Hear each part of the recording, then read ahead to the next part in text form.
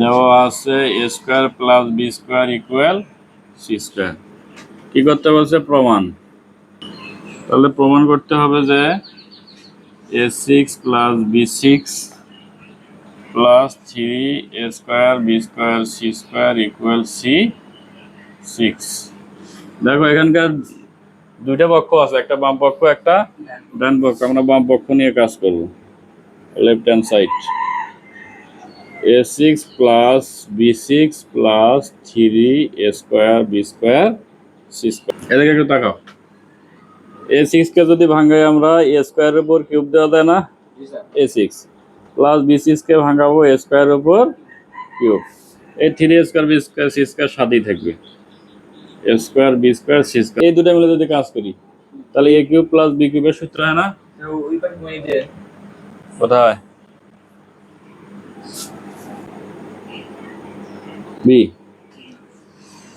B square, B square তার উপর cube. তাহলে এ কিউব প্লাস বি কিউবের সূত্র হলো, এ কিউব প্লাস বি কিউবের সূত্র কি? A plus b, a plus b মানে স্কোয়ার প্লাস বি স্কোয়ার তার উপর cube minus three a b. Three a হচ্ছে এ স্কোয়ার, বি হচ্ছে b square into a plus b. A হচ্ছে এ স্কোয়ার প্লাস বি হচ্ছে b square, সাথে থাকলো কি plus three a square B square c square.